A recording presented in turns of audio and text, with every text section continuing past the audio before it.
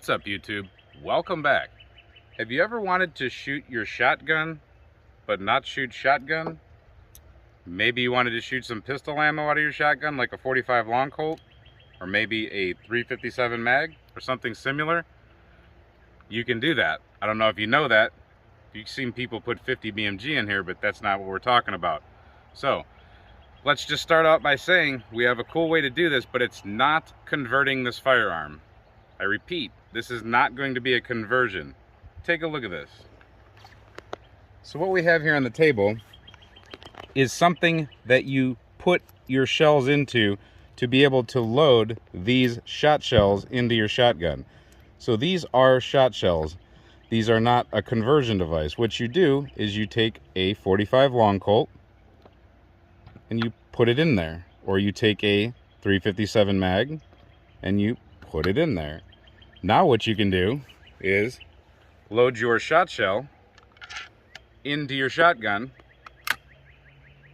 and it's now loaded with a 45 long Colt or a 357. Why would you want to do this? I don't know. I think it's pretty cool. It's kind of fun. If you look on this table, all the different ammos we have here, I have some that we're going to be playing with from the factory, but I also have these cups of ammo. These are random range pickups. I used to work at a range and we had tons of these. Plus you just find these things at flea markets, random bags of crappy ammo. I wouldn't want to run these through some of my nicer guns.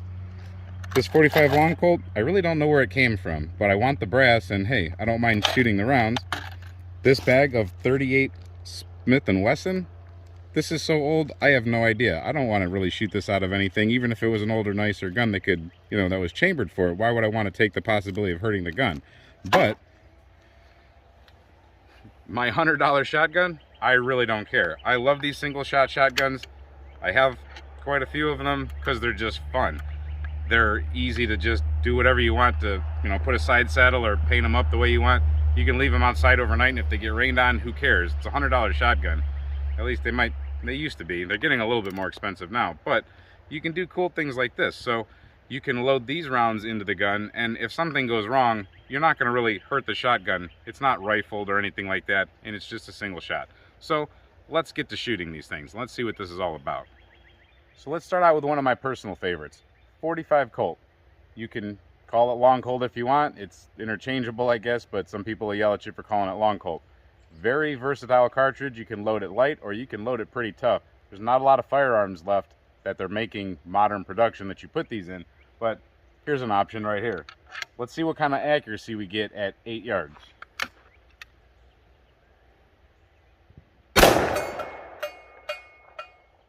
Right there in the center of the target. That's pretty good. Let's try some other ones. Comes out just like that, just like a normal shotgun shell.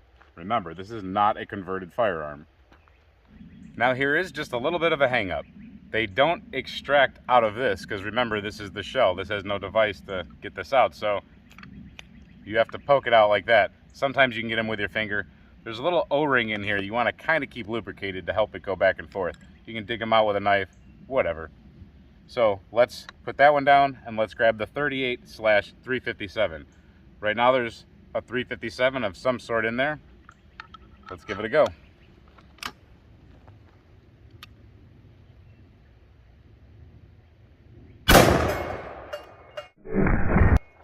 That was definitely a 357, and that was pretty accurate. That's pretty cool. Let's take a look real quick.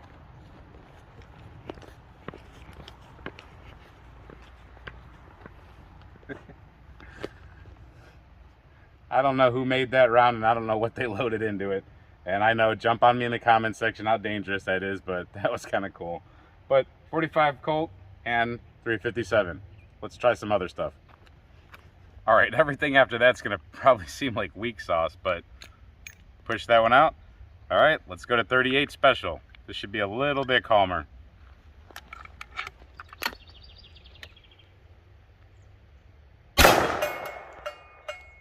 That landed right next to the 357.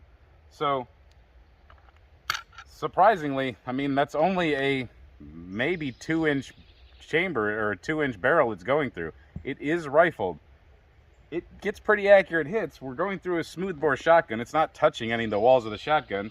I can promise you that. I checked it plenty well before when we were playing with it, but we're only going off of a front bead sight, and that was pretty darn accurate. Hole on hole with a 357 to a 38. Let's try 38 Smith & Wesson. Not 38 Special, 38 Smith & Wesson. So 38 Special next to a 38 Smith & Wesson are two different cartridges. This is a lot shorter. If you want to look up the history on this, look it up. I'm not going to tell you about it because I won't tell you correctly. But here's a 38 Smith & Wesson. It's already been hit one time. Like I said, range pickup. Let's see if we can get it to go this time.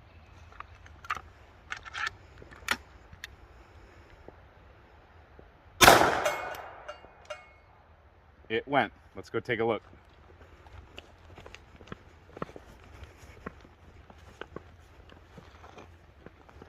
I think it might have been up here. So really good accuracy. It's pretty cool. Let's keep playing around. All right, we're about 12 feet off that chronograph. Let's see if I can still hit that steel. We're at 25 yards off that steel. First up, 45 long Colt. Let's see if we get a reading.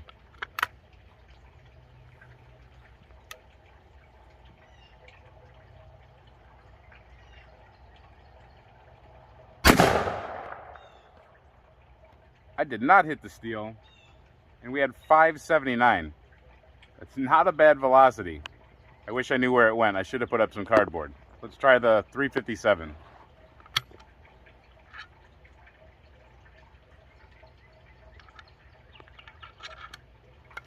This is the same one that we lit off before. This should be a boomer. I'm just going to aim at the backstop. I'm going to aim at the edge of the steel, actually.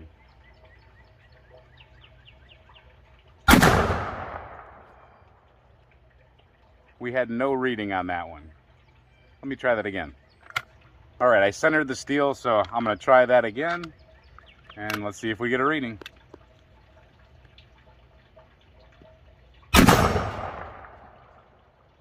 We got the steel, but we didn't get a reading. Let's move the chronograph up a little bit. All right, we're 24 feet off the chronograph now. Hopefully that's enough distance to stop anything from interfering. Maybe we'll get a reading, maybe we won't, because maybe we don't have enough sunlight left.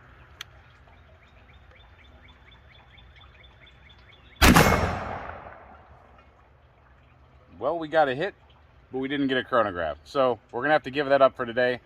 Hopefully I can get that in there maybe tomorrow morning. If not, sorry, at least we got one out of the Colt. Let's go shoot some stuff. So let's see how a 45 Colt does on the cinder block. They've been compromised already, but just for fun. That chunked it. Let's see how a 357 does.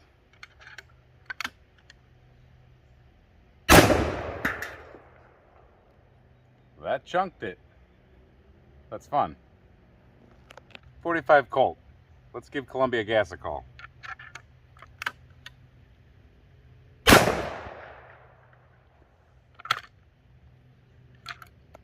.357.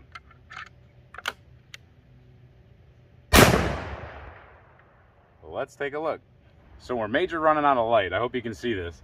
But there's where the 45 Colt just tore through that door. And that's where the 357 went through. They actually both had another layer that they had to make it through. So the tumbling Colt and the straightforward 357.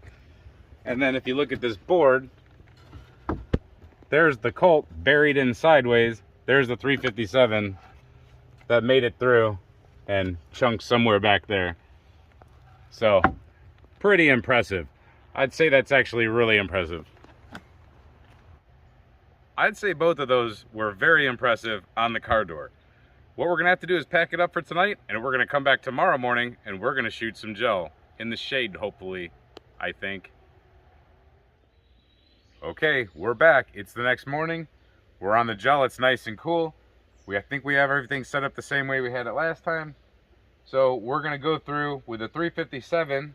We're gonna go through some XTP and some FTX. That's this one and this one, Hornady. And we're gonna see what kind of expansion we get and penetration out of this, because this should be acting like a 2-inch snubby, basically. And we also have some Theturkey 125 grain flat nose lead. Now, advertised velocity would be 1440 out of that 357 for a lever gun, because that's the lever evolution. And the XTP is an advertised velocity of 1250. I have no idea if we're going to achieve that right now. And then don't forget, we have the Colt. That's just some range pickup Colt. Actually, I bought this one from a flea market. That's not a range pickup. But this is some range pickup, Smith & Wesson 38. So we'll shoot that through there too. So let's send 5 rounds through there real quick and just see what it does to the gel. Now come and take a look at the gel real quick. From a previous video, we have what was the center fire 40 caliber round that just pretty much detonated on impact, traveled through and left a projectile there. And then behind that we have a critical duty 40 caliber that landed right there. So that's already in the gel. I just didn't want to tear it up yet. I wanted to get a couple tests out of it. So I'm going to start out with what I think will be maybe the least disruptive, but probably a good penetrator, and that's the Smith & Wesson 38. Should put more oil on it. These are getting a little sticky.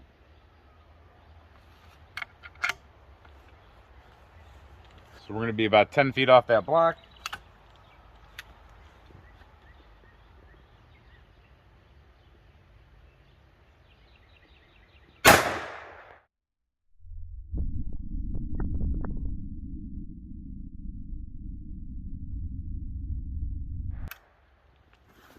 Let's see what happened. So I believe this is our entrance right here. And if you follow down that track to there. So interesting, it's backwards. You can probably see that. And it made it to 13 inches. It's kind of a weird camera angle like always, but trust me, it's right at 13 inches and it's backwards. Next one up is going to be 45 Colt. I'm not sure what this one's really going to do, but I think it's going to go through more than one block, possibly.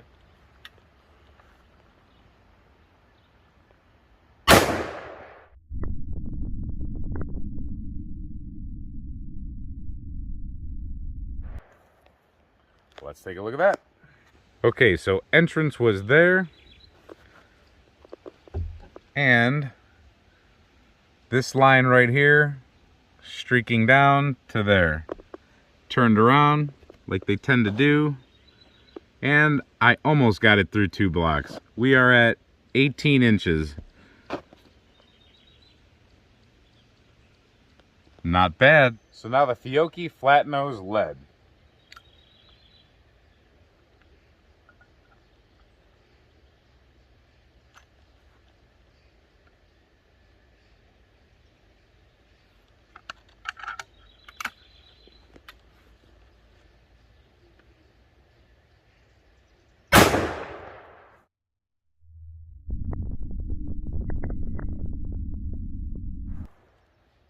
See how that did. So that entrance was right there, a little bit more disruptive on initial entrance. And then if we follow here, we did have some disruption. We go down to, I would call it at 21 inches.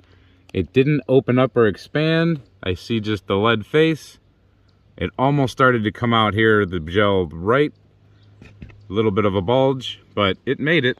So that's pretty good out of a little 2-inch shell, really. Now we're gonna go to the FTX with a flex tip. I almost put that right in the shotgun. Put the bullet in the shell, put the shell in the shotgun.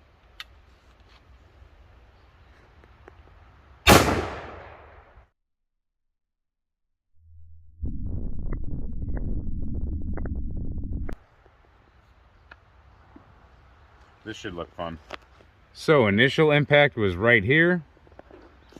And then boom, we have some explosion going on. So that FTX pushed back and did exactly what it was supposed to do. Wound channel traveled down. And we got to 18 inches where it settled. It bounced back from 19. And pedaled back just like it was supposed to. That handgun round, or that 357, yeah, I'd assume a handgun round. That thing just performed exactly like it should be. That was the FTX. So actually that was the lever down, or hammer down. I can't get my words right. So that thing, good expansion, very reliable. I'd say that's perfect for defense. Or hunting, actually, if you can get accuracy. Next up will be the XTP. I'm expecting some good performance out of this one also.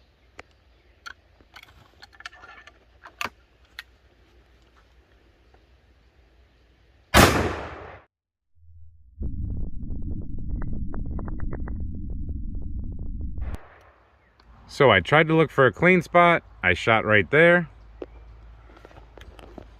And if you look right here, this track, we come down and we land right back here. It's hard to see from the top, but it's in there. It opened up. It opened up really nice. That XTP looks beautiful. So we're seeing a 40 caliber round right back here from a critical duty, and then we're seeing a center fire, and we're seeing these rounds get past it. That's pretty bonkers. So the FTX lost its tip here and opened up, landed there. The XTP landed just a hair behind it, 17 and a half, 18 inches, where the other one was 18 to 19 inches with a little bit of bounce back. They performed pretty much identically, whether they had the tip in them or not. That's really, really impressive. So you saw it. I didn't think we can get so much extensive testing on these little boogers right here. These things actually only cost me about 10 bucks a piece by the time I was done wheeling and dealing for the rest of the stuff when I bought these. There's more there, and I'm gonna go grab a couple more, even though they're redundant. They're 38, I think. But it's pretty cool to have a bunch of them you can just shove in real quick.